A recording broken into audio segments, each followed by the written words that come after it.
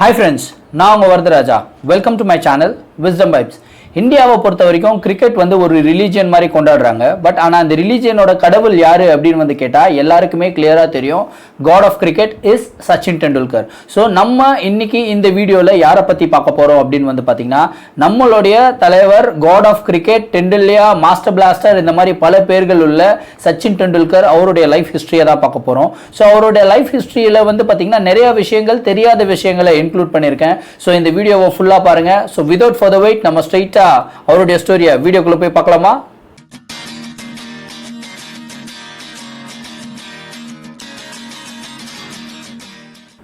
நம்ம கதையோட ஆரம்பம் எப்போ ஆரம்பிக்குது அப்படின்னு வந்து பார்த்தீங்கன்னா 24th April 1973 மும்பையில் சச்சின் ரமேஷ் டெண்டுல்கர் அப்படின்ற ஒரு குழந்தை பிறக்குது. அவங்க அப்பா பேர் வந்து பார்த்தீங்கன்னா ரமேஷ் டெண்டுல்கர். அவர் வந்து ஒரு ரைட்டர் அண்ட் ப்ரொஃபஸராக ஒர்க் பண்ணிட்டு இருந்தார். அவங்க அம்மா வந்து பார்த்தீங்கன்னா ரஜினி டெண்டுல்கர். அவங்க வந்து ஒரு இன்சூரன்ஸ் ஏஜென்ட்டாக ஒர்க் பண்ணிட்டு இருந்தாங்க. ஸோ சின்ன வயசுலேருந்தே இவர் வந்து ரொம்ப நாட்டியான கிட்டு, ரொம்ப வந்து குறும்புத்தனம் அதிகமாக பண்ணுவாராம், பயங்கர கோபம் வருமா. ஸோ எல்லா பசங்கள்கிட்ட வந்து பயங்கரமாக சண்டை போட்டுட்டு இருப்பாராம். ஸோ எல்லாருக்கும் தெரியாத விஷயம் என்ன அப்படின்னு வந்து பார்த்தீங்கன்னா, சச்சின் டெண்டுல்கர் வந்து அவங்க அப்பாவோட ரெண்டாவது ஒய்ஃபோட பையன். ஸோ ஃபர்ஸ்ட் ஒய்ஃபுக்கு வந்து ஆல்ரெடி 3 பசங்க இருந்தாங்க. அவங்க பேர் என்னென்னு வந்து பார்த்தீங்கன்னா அஜித், நிதின் அண்ட் சவிதா அப்படின்னு சொல்லிட்டு. ஸோ 3 பேருமே சச்சின் டெண்டுல்கரோட பெரியவங்க தான். ஸோ வீட்டிலேயே சின்ன பையன் அப்படின்றதுனால ரொம்ப ரொம்ப பாசம் இவர் மேலே இருக்கு எல்லாருக்கும். அதே மாதிரி ரொம்ப செல்லமாகவும் வாழ்ந்துட்டு இருந்திருக்காங்க. ஸோ இப்படியே வந்து இவர் பயங்கரமாக வந்து நாட்டியா இருக்காரு, ஸ்கூலில் வந்து நிறைய சண்டைகள் போட்டுட்டு இருக்காருன்னு அவங்க அண்ணன் அஜித் டெண்டுல்கர் என்ன பண்ணியிருக்காருன்னு வந்து பார்த்தீங்கன்னா, சரி ஓகே இவனோட தொல்லை தாங்க முடியல வீட்டில். ஸோ 9 வயசாக இருக்கும்போது இவனை எப்படியாவது எடுத்துகிட்டு போயிட்டு நம்ம ஒரு கிரிக்கெட் அகாடமியில் சேர்த்து விடணும் அப்படின்னு சொல்லிட்டு ஃபர்ஸ்ட் டைமாக எங்கே போய் அவர் காட்டுறாரு அப்படின்னு வந்து பார்த்தீங்கன்னா, ராமகாந்த் ஆச்சரேக்கர் சார் அவருடைய கோச்சிங் சென்டருக்கு எடுத்துகிட்டு போய் விடுறாரு. ஸோ அந்த டைமில் வந்து பார்த்தீங்கன்னா ராமகாந்த் ஆச்சரேக்கர் சார் சொல்லியிருக்காரு, இவன் வந்து ரொம்ப சின்ன பையனாக இருக்கான், இவன் வந்து கிரிக்கெட் ஆடுவானா அப்படின்னு வந்து கேட்டிருக்காரு. நல்லா ஆடுவான், வீட்டிலலாம் கல்லி கிரிக்கெட் ஆடும்போது ரொம்ப சூப்பராக ஆடி இருக்கான் அப்படின்னு வந்து சொல்லியிருக்காரு அவங்க அண்ணன். சரி ஓகே இவன் ஆடட்டும், இவன் ஆடுறதை பார்த்துட்டு வேணா நான் செலக்ட் பண்ணுறேன் அப்படின்னு வந்து சொல்லியிருக்காங்க. ஸோ முன்னாடி போய் ஆட சொன்னா பயங்கரமா வந்து தடவி இருக்காராம், இந்த மாதிரி கிரிக்கெட்டே விளையாட தெரியாத மாதிரி ஆடினாராம். ஸோ ராமகாந்த் ஆச்சரேக்கர் சார் என்ன சொல்லியிருக்காருன்னா, இல்லை இந்த பையனை வந்து என்னால் சேர்த்துக்க முடியாது, ரொம்ப சின்ன பையனா இருக்கான், இன்னும் 2-3 வருஷம் கழிச்சு வாங்க அப்படின்னு சொல்லி அனுப்பிச்சிட்டாரு. அதுக்கப்புறம் அஜித் டெண்டுல்கர் என்ன பண்ணியிருக்காருன்னு வந்து பார்த்தீங்கன்னா, அவங்க அண்ணன் போயிட்டு திரும்பியும் ராமகாந்த் ஆச்சரேக்கர் சார் கிட்ட வந்து ரெக்வஸ்ட் பண்ணியிருக்காரு. என்ன பண்ணியிருக்காருன்னா, நீங்கள் அட்லீஸ்ட் இன்னொரு தடவை அவன் மேட்ச் ஆடும்போது பாருங்க, எங்கள் வீட்டு பக்கத்தில் வந்து ஒரு சின்னதாக ஒரு லோக்கல் டோர்னமெண்ட் வந்து கண்டக்ட் பண்ணியிருக்கோம். ஸோ அந்த லோக்கல் டோர்னமெண்ட்டில் வந்து சச்சின் டெண்டுல்கர் விளையாடுறான், அவனுடைய கேம் வந்து பாருங்க அப்படின்னு வந்து ரிக்வஸ்ட் பண்ணியிருக்காரு. ஸோ ரிக்வஸ்ட் பண்ண உடனே சரி ஓகே நான் வந்து பார்க்குறேன் அப்படின்னு சொல்லிட்டு கோச் வந்து அங்கே போய் பார்க்க ஆரம்பிச்சிருக்காரு. ஸோ இந்த தடவை என்ன பிரச்சனைன்னு வந்து பார்த்தீங்கன்னா, அவர் நேரில் வந்து போய் பார்க்கல, அவர் வந்து ஒரு மரத்துக்கு பின்னாடி இருந்து ஒளிஞ்சிக்கிட்டு இருந்து சச்சின் டெண்டுல்கர் விளையாடுறத பார்த்துருக்காரு. ஸோ விளையாடுறத பார்த்த உடனே பயங்கரமாக இம்ப்ரெஸ் ஆகிட்டாரு. அப்போ தான் கோச்சுக்கு வந்து கிளியராக ஒரு விஷயம் தெரியுது, இந்த மாதிரி இந்த பையனுக்கு விளையாடுறதுல எந்த ஒரு பிரச்சனையுமே கிடையாது, ரொம்ப சவுண்ட் டெக்னிக் இருக்கு, பட் ஆனால் ஒரு நர்வஸ் ஆகிட்டு ஏன் முன்னாடி விளையாடுறது தான் அவனுக்கு வந்து ரொம்ப கஷ்டமான விஷயமா இருக்கு அப்படின்னு சொல்லிட்டு அவர் வந்து அவருடைய கோச்சிங் சென்டரில் சேர்த்துக்கிறாரு. ஸோ கோச்சிங் சென்டரில் சேர்த்துட்டோன்னா திரும்பியும் காலையிலையும் நைட்டும் வந்து சாயந்தரமும் வந்து பார்த்தீங்கன்னா சிவாஜி பார்க்கில் அந்த மாதிரி ஒரு ட்ரைனிங் இருக்குமா, பயங்கரமாக விளையாட ஆரம்பிப்பாராம். அதே மாதிரி பெரிய பசங்கள் கூடலாம் விளையாட ஆரம்பிப்பாராம். ஸோ சின்ன வயசுலேருந்தே கோச் வந்து என்ன பண்ணுவாருன்னு வந்து பார்த்தீங்கன்னா, சச்சின் டெண்டுல்கர் விளையாடும் போது அவருடைய ஸ்டெம்ப் மேலே வந்து ஒரு ரூபா காயின் வைப்பாராம். ஸோ ₹1 காயின் வச்சுட்டு என்ன சொல்லுவாராம், இந்த மாதிரி சச்சின் டெண்டுல்கரை யார் வந்து போல்டு பண்ணுறாங்களோ அந்த காயின் வந்து அவங்களுக்கு சொந்தம், ஆனால் போல்டு ஆகாமல் அந்த என்டையர் ட்ரைனிங் செஷன் ஆடிட்டார்னா இந்த காயின் வந்து இவருக்கு சொந்தம் அப்படின்னு வந்து சொல்லியிருப்பாராம். ஆனால் அந்த காயினை வச்சு வந்து பார்த்தீங்கன்னா சச்சின் டெண்டுல்கர் ஒரு நேரம் போல்டு ஆனதே இல்லையா. ஸோ இது வரைக்கும் அவர் எத்தனை காயின் வந்து கலெக்ஷன் பண்ணி வச்சிருக்காருன்னு வந்து பார்த்தீங்கன்னா கிட்டத்தட்ட 13 காயின்ஸ் வந்து கலெக்ஷன் பண்ணி வச்சிருக்காரு. ஸோ அது ஒரு வாழ்க்கையிலேயே வந்து ரொம்ப ரொம்ப முக்கியமான ஒரு கிஃப்டாக வந்து அவர் கன்சிடர் பண்றாரு. ஸோ இப்படியெல்லாம் அவர் போயிட்டு இருக்கும்போது இவருடைய ஸ்கூலிங் அப்படின்ற ஒரு விஷயம் வருது. ஸ்கூலிங்கில் வந்து ராமகாந்த் ஆச்சரேக்கர் சார் என்ன சொல்கிறாருன்னு வந்து பார்த்தீங்கன்னா, இவன் வந்து ரொம்ப எக்ஸப்ஷனலான டேலண்டான பையன், பட் ஆனால் இவன் வந்து ஒரு நார்மல் ஸ்கூலில் வந்து போட்டால் கண்டிப்பாக ஷைன் ஆகிறது ரொம்ப கஷ்டம். ஸோ இவனை வந்து சாரதா வித்யா மந்திர் அந்த ஸ்கூலில் வந்து போடுங்க. ஸோ இந்த ஸ்கூலில் போட்டால் நல்ல கிரிக்கெட் டீமும் இருக்குது. ஸோ அதில் வந்து நிறைய கிளப் கிரிக்கெட் எல்லாமே விளையாடுறாங்க. ஸோ இவனுக்கு வந்து ஷைன் ஆகிறதுக்கு நிறைய ஆப்பர்ச்சுனிட்டிஸ் கிடைக்கும் அப்படின்னு வந்து சொல்கிறாரு. ஸோ அவர் சொன்னதை கேட்டு இவரை வந்து சாரதா வித்யா மந்திரில் போடுறாங்க. அங்கேயும் வந்து பார்த்தீங்கன்னா பயங்கரமாக வந்து கலக்குறாரு. ஸோ அங்கே வந்து அவர் மீட் பண்ண பர்சன் யாருன்னு வந்து பார்த்தீங்கன்னா வினோத் காம்ப்ளி. வினோத் காம்ப்ளி வந்து அவருடைய சைல்டுஹுட் ஃப்ரெண்டு. ஸோ ரெண்டு பேருமே வந்து பயங்கரமாக மேட்சஸ்ல வந்து விளையாட ஆரம்பிச்சிருக்காங்க. ஸோ அங்கே வந்து ஹாரிஸ் ஷீல்டு கிரிக்கெட் டோர்னமெண்ட்னு ஒரு டோர்னமெண்ட் நடக்குது. அந்த ஹாரிஸ் ஷீல்டு கிரிக்கெட் டோர்னமெண்ட்ல ரெண்டு பேரோட பார்ட்னர்ஷிப்பே கிட்டத்தட்ட 500 ரன்னுக்கு மேலே. ஸோ கோச்சை வந்து திரும்பி பார்க்கவே மாட்டாங்க ட்ரிங்க்ஸ் பிரேக்ல. ஏன்னா கோச் வந்து பார்த்தா டிக்ளேர் பண்ணுங்க வாங்க அப்படின்னு வந்து சொல்லுவாங்களாம். பட் ஆனால் அது பார்க்காம ரெண்டு பேருமே வந்து பயங்கரமாக பேட்டிங் ஆடி ஸோ அந்த மேட்ச்ல வந்து சச்சின் டெண்டுல்கர் ஒரு 320 ரன்ஸ் அடிப்பாராம். வினோத் காம்ப்ளி கிட்டத்தட்ட ஒரு 350 ரன்ஸ் அடிப்பாராம். ரெண்டு பேருமே வந்து பயங்கரமா விளையாடுறாங்க அப்படின்னு சொல்லிட்டு இந்த என்டையர் மும்பை சர்க்கிள்ல வந்து அவருடைய பேர் பரவ ஆரம்பிச்சது. அதுக்கப்புறம் வந்து நிறைய கிளப் கிரிக்கெட்ஸ் வந்து விளையாட ஆரம்பிச்சாங்க. கிளப் கிரிக்கெட்ஸ்லயும் வந்து பாத்தீங்கன்னா சச்சின் டெண்டுல்கர் பயங்கரமா சூப்பரமா விளையாட ஆரம்பிச்சாரு.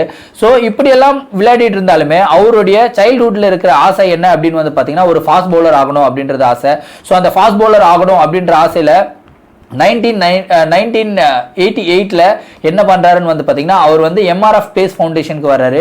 ஸோ எம்ஆர்எஃப் பேஸ் ஃபவுண்டேஷன் எங்க இருக்குன்னா சென்னையில தான் இருக்கு. ஸோ அங்க வந்து அப்போ யார் கோச்சா இருந்தாருன்னா டென்னிஸ் லில்லி தான் அந்த கோச்சா இருந்தாரு எம்ஆர்எஃப் பேஸ் ஃபவுண்டேஷன்ல. ஸோ அப்போ வந்து எல்லா பவுலர்ஸுமே ரொம்ப நல்லா பவுலிங் போட்டுட்டு இருந்தாங்களாம். பட் ஆனா ஃபாஸ்ட் பவுலர்ஸ் பவுலிங் போட்டா பேட்டிங் ஆடுறதுக்கு யாராவது தேவை இல்லையா? ஸோ அந்த டைம்ல வந்து டென்னிஸ் லில்லி வந்து கேட்டிருக்காரு இங்க யாருக்காவது பேட்டிங் ஆட தெரியுமா அப்படின்னு கேட்டோன்னே ரெண்டு பேர் வந்து கை தூக்கி இருக்காங்க. அந்த ரெண்டு பேர்ல ஒருத்தர் சச்சின் டெண்டுல்கர், இன்னொருத்தர் யார் தெரியுமா? சௌரவ் கங்குலி. ஸோ ரெண்டு பேரையும் வந்து போயிட்டு பேட்டிங் ஆடுங்க அப்படின்னு வந்து சொல்லியிருக்காங்க. ஸோ 1988ல எம்ஆர்எஃப் பேஸ் ஃபவுண்டேஷன்ல பேட்டிங் வந்து எல்லா ஃபாஸ்ட் பவுலர்ஸையும் ஃபேஸ் பண்ணி அவங்க ஆட ஆரம்பிச்சிருக்காங்க. ரெண்டு பேருமே வந்து பாத்தீங்கன்னா ரொம்ப சூப்பரா ஆட ஆரம்பிச்சாங்க. ஸோ டென்னிஸ் லில்லி ரெண்டு பேர்கிட்டயும் சொன்ன விஷயம் ஒன்று தான், நீங்க பவுலிங்க்கு லாயக் ஆக மாட்டீங்க, அதுவும் குறிப்பா ஃபாஸ்ட் பவுலிங்க்கு லாயக் ஆக மாட்டீங்க, நீங்க ஒழுங்கா உங்களுடைய பேட்டிங்ல கான்சென்ட்ரேட் பண்ணுங்க அப்படின்னு வந்து சொல்லி அனுப்பிச்சிடுறாரு. ஸோ அன்னிலிருந்து இன்னைக்கு வரைக்கும் சச்சின் டெண்டுல்கர் பேட்டிங்ல மட்டுமே தான் ஃபோக்கஸ் பண்ணாரு. பவுலிங் அப்படின்ற விஷயத்துல அவர் எல்லாமே போடுவார். அவுட் ஸ்விங் போடுவார், இன் ஸ்விங் போடுவார், ஆஃப் ஸ்பின் போடுவார், லெக் ஸ்பின் போடுவார், எல்லா விதமான பவுலிங்கும் போடுவார்.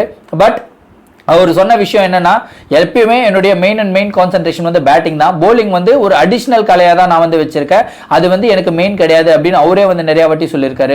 ஸோ இப்படி எல்லாம் போயிட்டு இருக்கும்போது அவர் வந்து 13-14 வயசுலேயே வந்து நேஷனல் வைட்ல வந்து பாத்தீங்கன்னா ரொம்ப பெரிய பேர் எடுத்துட்டாரு. ஏன்னா அவ்வளோ அளவுக்கு ரன்ஸ் வந்து ஸ்கோர் பண்றாங்க. ஸோ இப்படி எல்லாம் போயிட்டு இருந்த அவருடைய வாழ்க்கையில ரஞ்சி ட்ராஃபி அப்படின்ற ஒரு விஷயம் வருது. ஸோ ரஞ்சி ட்ராஃபில வந்து இவர் செலக்ட் பண்றாங்க. ஸோ அவர் செலக்ட் பண்ண சீசன் என்ன அப்படின்னு வந்து பாத்தீங்கன்னா 14th நவம்பர் 1987ல வந்து மும்பைல ரஞ்சி ட்ராஃபிலுக்கு செலக்ட் பண்றாங்க. ஆனா அந்த சீசன்ல வந்து ஒரு மேட்ச் கூட இவ வந்து ரஞ்சியில விளையாடவே இல்லை. விளையாடாம வெறும் ட்ரிங்க்ஸ் கேரி பண்றதுக்கு தான் யூஸ் பண்ணியிருக்காங்க. ஏன்னா அப்போ அவருடைய வயசு வந்து வெறும் 15 வயசு தான். ஸோ நெக்ஸ்ட் இயர் திரும்பி 11th டிசம்பர் 1988 15 வயசு 232 நாட்கள் அந்த டைம்ல மும்பைக்காக ரஞ்சி ட்ராஃபி டெபியூ பண்றாரு. டெபியூ யாருக்கு எதிராக பண்றாரு அப்படின்னு வந்து பாத்தீங்கன்னா குஜராத்துக்கு எதிராக பண்றாரு. ஸோ டெபியூ மேட்ச்லேயே வந்து பாத்தீங்கன்னா செஞ்சுரி அடிச்சாரு. அதே மாதிரி அந்த ரஞ்சி சீசன்ல ஹையஸ்ட் ரன் கெட்டர் யாரு அப்படின்னு வந்து பாத்தீங்கன்னா 15 வயசுள்ள சச்சின் டெண்டுல்கர் தான் இந்த என்டையர் ரஞ்சி ட்ராஃபில வந்து ஹையஸ்ட் ரன் கெட்டரா இருந்தாரு. அதுக்கப்புறம் அதுல மட்டும் நிக்கல. ஸோ ரஞ்சி ட்ராஃபில, அதுக்கப்புறம் திலீப் ட்ராஃபில, அதுக்கப்புறம் இரானி ட்ராஃபில 3 ட்ராஃபிலுமே வந்து டெபியூ மேட்ச்ல செஞ்சுரி அடிச்ச ஒரே பிளேயர் இது வரைக்கும் யாரு அப்படின்னு வந்து கேட்டீங்கன்னா அதுவுமே சச்சின் டெண்டுல்கர் அப்படின்னு வந்து தெரிஞ்சு. சோ இப்படி எல்லாம் போயிட்டு இருக்கும்போது இவருடைய எக்ஸெப்ஷனல் பேட்டிங் டேலண்ட்டை பார்த்துட்டு இந்தியன் செலக்டர்ஸ்ல அப்போ ராஜ் சிங் துங்காப்பூர்னு ஒருத்தர் இருந்தாரு. அவர் தான் மெயின் சீஃப் செலக்டரா இருந்தாரு. அவர் வந்து சச்சின் டெண்டுல்கரோட டேலண்ட்டை பார்த்து ஓகே இந்த பையனை வந்து நம்ம செலக்ட் பண்ணலாம் அப்படின்னு வந்து யோசிச்சு வச்சாரு. செலக்ட் பண்ணும்போது அப்போ எந்த டூர் வந்து இந்தியா போக இருந்ததுன்னா வெஸ்ட் இண்டீஸோட டூர் வந்து போக இருந்தது. பட் ஆனா இவருக்கு வந்து வெறும் 15 வயசு தான் ஆகுது. ஸோ 15 வயசுல தூக்கிட்டு போயிட்டு வெஸ்ட் இண்டீஸ்ல ரொம்ப நம்ம ஜைஜாண்டிக்கான ஃபாஸ்ட் பவுலர்ஸ் எல்லாம் இருப்பாங்க. ஸோ அந்த ஃபாஸ்ட் பவுலர்ஸ் எல்லாம் ஃபேஸ் பண்றது ரொம்ப கஷ்டம் அப்படின்னு சொல்லிட்டு என்ன பண்ணாருன்னா அவருடைய செலெக்ஷனை வந்து ஒரு டூரை தள்ளி வைக்கிறாங்க. ஸோ எந்த டூர்ல வந்து அவர் செலக்ட் ஆகிறாருன்னு வந்து பாத்தீங்கன்னா 16 இயர்ஸ்ல வந்து 1989 அதாவது நவம்பர் 8 1989ல பாகிஸ்தானுக்கு எதிரான ஒரு டூர்ல வந்து அவர் டெபியூ பண்றாரு. ஸோ ஃபர்ஸ்ட் மேட்ச்ல வந்து பாத்தீங்கன்னா 15 ரன் அடிக்கிறாரு. ஸோ ரெண்டாவது மேட்சும் வந்து ஒழுங்கா ஆடல, நிறைய ரன் அடிக்கல. பட் ஆனா மூணாவது மேட்ச் அந்த சீரீஸோட டிசைடிங் மேட்ச், அந்த மேட்சை இந்தியா டிரா பண்ணியே ஆகணும். டிரா பண்ணா வந்து சீரீஸ் வின்னு, இல்லைனா வந்து இந்தியா தோத்துருச்சு. இந்த மாதிரி ஒரு நிலைமையில கிட்டத்தட்ட 4-5 விக்கெட் போயிடுச்சு. லாஸ்டா சச்சின் டெண்டுல்கர் இறங்குறாரு. ஆப்போசிட் எண்ட்ல நவ்ஜோத் சிங் சித்து விளையாடிட்டு இருக்காரு. ஸோ விளையாடிட்டு இருக்கும்போது சச்சின் டெண்டுல்கர் போயிட்டு நிற்கும் போது சித்து வந்து யோசிச்ச விஷயம் என்னன்னு வந்து பாத்தீங்கன்னா, அடடா நான் அவுட் ஆனா வீட்டுக்கு போயிடுவேன், ஆனா இந்த சின்ன பையன் வந்திருக்கானே இவனுக்கு வேற பயங்கரமா ஃபாஸ்டா போறானுங்க, என்ன பண்றதுன்னே தெரியலையே அப்படின்னு சொல்லி யோசிச்சுட்டே இருக்கும்போது ரெண்டாவது பால் அவருடைய மூக்குல அடியான். மூக்கு வந்து உடஞ்சி அப்படியே பொல பொல பொலன்னு ரத்தம் ஊத்துதான். சித்து வந்து யோசிச்சாராம், அடடா இந்த அடி எனக்கு போட்டிருந்தா நம்ம அழகா எஸ்கேப் ஆயிருக்கலாமே, ஏன்னா இந்த பாவம் இந்த சின்ன பையன் மாட்டிக்கிட்டானே, சரி எப்படி இருந்தாலும் போயிடுவான், இதுக்கப்புறம் கும்ப்ளே ஸ்ரீநாத் இந்த மாதிரி பிளேயர்ஸ் தான் இருக்கிறாங்க, கண்டிப்பா வந்து அவுட் ஆயிடுவாங்க அப்படின்னு சொல்லி நினைச்சுக்கிட்டு இருந்தாராம். அப்பதான் ஒரு மைல்டான வாய்ஸ்ல வந்து சச்சின் டெண்டுல்கர் சொன்னாராம், இந்த மாதிரி நான் விளையாடுவேன் மே கேளுங்க அப்படின்னு சொல்லியிருக்காரு. ஸோ சொன்னோன்னே இவர் வந்து சித்துக்கு ஒரு பயங்கரமான ஷாக். என்னடா அவர் பைத்தியகாரத்தனமா பேசுற, இவ்வளோ சின்ன பையன் அவனுக்கு இவ்வளோ ஸ்பீடாக போடுறாங்க அப்படின்னு சொல்லி யோசிச்சுட்டு இருக்கும்போது அடுத்த பாலே வந்து பார்த்தீங்கன்னா ரொம்ப ரெடியாக இருந்தாரா. பக்காரினேஸோட பால் தான், ஒரு பக்காரினேஸோட பால் தான் மூக்கில் அடி வாங்கினாரு. ஸோ அடுத்த பால் கண்டிப்பாக யாக்கர் தான் இருக்கும் அப்படின்னு சொல்லிட்டு டீப் ஆஃப் த கிரீஸ்ல நின்று ஸ்ட்ரைட்டாக ஒரு 4 அடிச்சாராம். அப்போ சித்து பார்த்தாரா, ஆஹா இந்த பையன் வந்து ஒரு பயங்கரமான பிளேயர் அப்படின்னு சொல்லிட்டு. ஸோ அந்த மேட்ச் வந்து 2 பேருமே நின்று சேவ் பண்ணி கொடுத்தாங்க 5th டேல. அதுவும் கிரீனிஷான பிச்சில் பயங்கரமா ஸ்விங் ஆகிற கண்டிஷன்ஸ்ல அந்த மேட்ச் தான் அவர் வந்து ஃபர்ஸ்ட் 50 அடிச்சது. அந்த மேட்ச்ல 54 ரன்ஸ் அடிச்சாரு. சித்து வந்து கிட்டத்தட்ட 93 ரன்ஸ் அடிச்சாரு. மேட்சையும் சேவ் பண்ணாங்க, சீரீஸையும் வின் பண்ணாங்க அப்படின்னு வந்து தெரிஞ்சுக்கோங்க. ஸோ அதுக்கப்புறம் வந்து அவர் இங்கிலாந்து டூருக்கு போனார். இங்கிலாந்து டூர்ல வந்து பயங்கரமா கலக்கி செஞ்சுரி அடிச்சாரு. அதுக்கப்புறம் வந்து இங்கிலாந்து தானே விளையாடினாங்க. சரி சவுத் ஆப்பிரிக்கால வந்து நல்லா முன்னா ஃபாஸ்டரான பிச் இருக்கும், சவுத் ஆப்பிரிக்கால இந்த பையன் எப்படி ஆடுறா அப்படின்னு சொல்லிட்டு பார்க்கும்போது சவுத் ஆப்பிரிக்காலையும் போயிட்டு பயங்கரமா ஆடி அங்கேயுமே வந்து செஞ்சுரி அடிச்சாரு.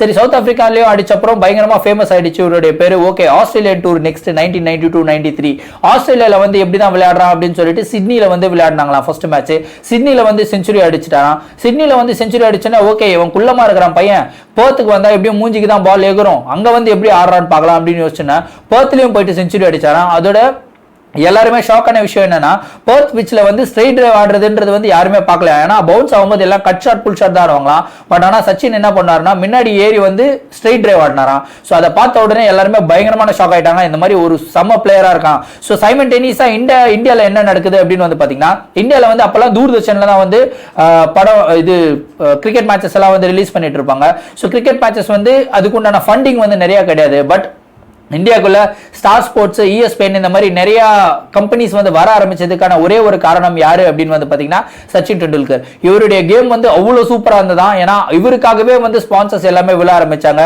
ஸோ BCCI அப்படின்றது வந்து வேர்ல்டு கிரிக்கெட்ல வந்து ஒரு ரொம்ப ஸ்ட்ராங்கான பாடியா உண்டாச்சு. ஸோ இந்தியாவில் வந்து கிரிக்கெட் அப்படின்ற ஒரு விஷயம் வந்து ரிலீஜியனா ஃபார்ம் ஆச்சு. ஸோ இப்படியெல்லாம் விளையாடிட்டு இருந்த சச்சின் டெண்டுல்கருக்கு 100 செஞ்சுரிஸ் அடிச்சிருக்காருன்னு உங்க எல்லாருக்குமே நல்லா தெரியும். பட் ஆனால் ஒன் டே இன்டர்நேஷனல் மேட்ச்ல அவர் ஃபர்ஸ்ட் செஞ்சுரி அடிச்சது எத்தனாவது மேட்ச்ல தெரியுமா? கிட்டத்தட்ட 79வது மேட்ச்ல தான் அவர் ஃபர்ஸ்ட் செஞ்சுரி அடிச்சாரு. ஸோ அது வரைக்குமே அவர் வந்து மிடில் ஆர்டர்லாம் விளையாடிட்டு இருந்தாரு. ஸோ இவர் ஃபர்ஸ்ட் ஓப்பனிங் இறங்குனதே ஒரு கதைங்க. ஓப்பனிங் இறங்கும் போது என்ன ஆயிடுச்சுன்னு வந்து பாத்தீங்கன்னா ரெகுலர் ஓப்பனர்ஸ் அப்ப யாருன்னு வந்து பாத்தீங்கன்னா அஜய் ஜடேஜாவும் நவ்ஜோத் சிங் சித்துவும் தான் ரெகுலர் ஓப்பனர். ஸோ நியூசிலாந்துக்கு எதிரான ஒரு டீம்ல வந்து ஒரு மேட்ச்ல அஜய் ஜடேஜாக்கு வந்து அடிபட்டுடும். ஸோ ஓப்பனிங் யார் பண்றதுன்னே தெரியாதான். ஸோ அப்போ வந்து அசருதீன் கேப்டனா இருந்தாராம். அப்போ வந்து சச்சின் டெண்டுல்கர் வந்து அசருதீன் கிட்ட கேட்டாரா, என்ன மட்டும் ஓப்பனிங் இறக்கி விடுங்க, ஒரே ஒரு மேட்சுக்கு இறக்கி விடுங்க, நான் ஒழுங்கா ஆடலனா அடுத்த மேட்ச் நீங்க என்ன திரும்பியும் 6வது பிளேஸ்ல என்ன போட்டுருங்க அப்படின்னு வந்து சொன்னாராம். சரி அசருதீன் ஓகே இந்த ஒரு மேட்ச்ல நீ போய் விளையாடு, என்னதான் விளையாடுறன்னு பார்க்கலாம் அப்படின்னு சொல்லி பார்த்தாங்களாம்.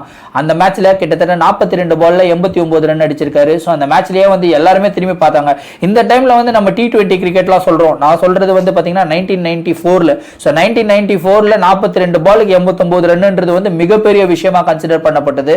ஏன் இப்பயுமே அது பெரிய விஷயம் தான். பட் அந்த டைம்ல இன்னமும் பெரிய விஷயம். அந்த அளவுக்கு அந்த மாதிரி இன்னிங்ஸ் யாருமே பார்த்தது கிடையாது. ஸோ இப்படி எல்லாம் அடுத்து வர காலங்கள் 1996 வேர்ல்ட் கப் ஆகட்டும், 1999 வேர்ல்ட் கப் ஆகட்டும், 2003 வேர்ல்ட் கப் ஆகட்டும், இல்ல 2007, 2015, 2011 வேர்ல்ட் கப் ஆகட்டும், எல்லா வேர்ல்ட் கப்லயும் வந்து விளையாடின ஒரே பிளேயர் யாருன்னா சச்சின் டெண்டுல்கர். ஸோ 2011 வேர்ல்ட் கப்ல வந்து அவருடைய ட்ரீம் வேர்ல்ட் கப் வந்து அச்சீவும் பண்ணாரு.